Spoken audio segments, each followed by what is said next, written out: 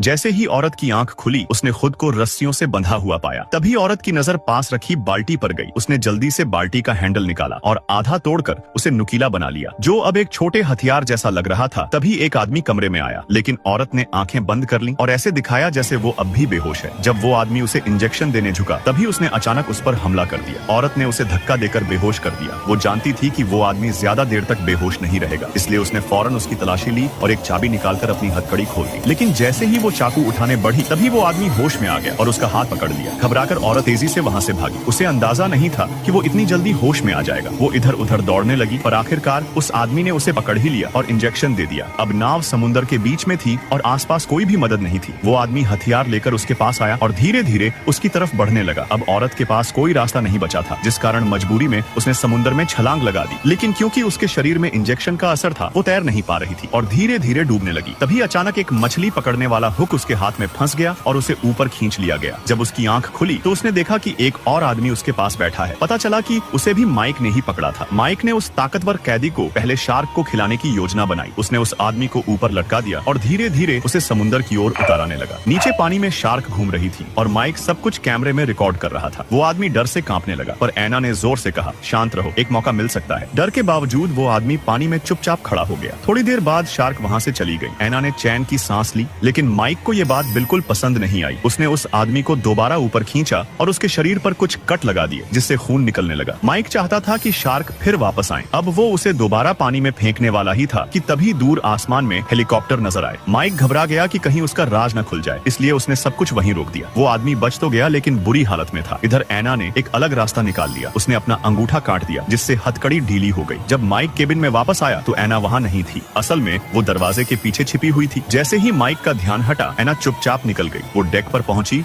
और वहां रखी हार्पून गन उठा ली। उसने तुरंत माइक पर निशाना लगाया और गोली चला दी। गोली लगते ही माइक समुद्र में जा गिरा। उसका खून पानी में फैलने लगा और कुछ ही देर में शार्क वहां पहुंच गई। फिर माइक का अंजाम भी वैसा ही हुआ जैसा वो दूसरों के साथ करता था।